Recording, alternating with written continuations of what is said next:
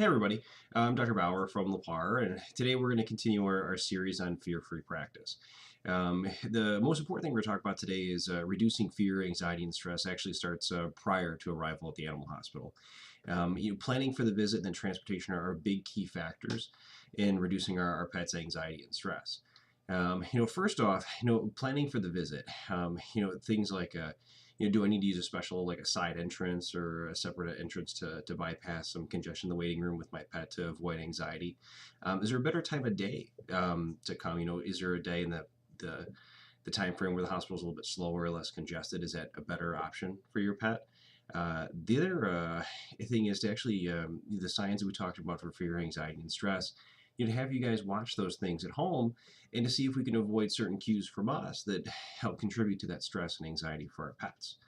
Um, Specifically, transportation is a big factor. Broad speaking, transportation, whether it's cat or dog, a quiet, calm, familiar music playing in the car, a species-specific pheromone can be useful. And then probably securing your pets in the vehicle, whether it's a cat in a carrier or a small dog in a carrier, or a large dog, seat belted in with a harness. Those are all big things to help reduce their stress by just the stress of traveling in the car. um, Things to do specifically for cats. Cats tend to get more stress with movement and changing them from their normal environment. So reducing their fear and anxiety actually starts days before the appointment. First off, their carrier should be a part of normal furniture in the home. It should be a nice familiar thing that they interact with. Ways to help promote that is to put the carrier in a nice neutral area of the home and just let it be. Don't force them to go near it. Don't pick them up, put it in, and make them be in there. You can encourage them, by putting food or treats or catnip or things of that nature, near the carrier to make it less stressful, less anxious. If they see the carrier as a normal, part of their environment, they're less stressed when they're actually placed in it to be transported to the veterinary hospital. The next thing too is once they're used to the carrier, they're in the carrier. Securing it in the vehicle is a big help. Having it just on a seat where it can slide around can be stressful. Your best bet is actually to put it behind the front seat so it's secured in place. It can't be jostled. Have a non-slip surface within the carrier so the cat isn't sliding back and forth, with the stop and go of traffic, especially in our area. Um, and then picking the proper carrier is a big help. Some cats prefer soft carriers, some cats prefer hard carriers. As a rule, hard carriers are a little bit easier to navigate. Other tips for picking out a carrier is make sure it has two openings or it can even come apart. If they're stressed in the animal clinic and we have to pull them out or the owner pulls them out, it tends to contribute to their anxiety. So if we can take the carrier apart, even do part of the exam in the carrier or most of the exam in the carrier, while they're in, we can even weigh the entire carrier. So should we need their weight in the future, we have the carrier weight on file. We can just subtract the difference to see if we're keeping on pace. Um, the other thing too is when you're traveling, play calming, soothing music. Classical music is a big help. Offer treats and catnip, and then feline appeasing pheromones are also very helpful. The other thing when you arrive at the hospital, do you need a side entrance? That's okay. You can call us and we'll come to one of the side doors and let you guys in. That way we can avoid the congestion of the waiting room if need be. Or if you come in through the front door, don't use the handle of the carrier.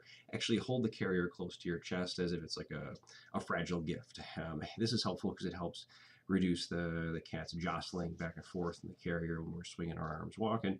And right when you walk in the door, if there's a dog in the lobby, you're carrying the cat and the carrier with the handle, they're basically eye level with a large breed dog, which can be a little terrifying for them and that by the time they get into the exam room, they're already stressed, they're already anxious, and everything we do in that setting is only going to compound the fact that they're scared and they're out of their normal environment. Um, and then let the receptionist know, hey, my cat's a little stressed or a little anxious. Can I get into the exam room a little sooner than later? Absolutely, just let us know. We're happy to help. Some tips for dogs, again, small dogs. I think a carrier with a non-slip surface in the bottom is a great idea. They have dog appeasing pheromones. Other things like restraint devices, large breed dogs having harnesses that actually plug into the seatbelt system of your car are a great idea. This again prevents them from jostling all over the car or sliding back and forth. It's safer for them and safer for you, the driver. Also, does your dog get car sick? Is that a stressor? Do we need to give him a medicine or her a medicine to counteract the motion sickness that is traveling in a car? Or do they need a medication to help reduce anxiety? Those are all okay, and if you let us know, we're happy to help there. Um, Last thing too, when you do employ a restraint system like a harness or a crate, it's important to get them used to that and conditioned to that prior to that visit. Tips to help do that are introduce the harness, keep giving the dog treats, and then stop. The day or 2 days later, put the harness on, keep giving them treats, make it a positive experience. And then once they're conditioned to that, it's a little bit less stressful. Put the harness on, they hop in the car, buckle them in, you're ready to go to the hospital. These are just some little tips to help just the transportation aspect.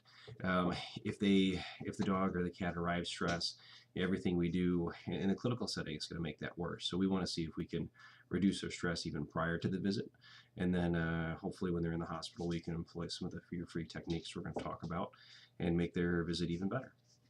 Any questions or comments for stuff like this, leave it in the comment section. We'll either address it in a later video blog, or I can start responding on Facebook or YouTube. Thanks again. Bye now.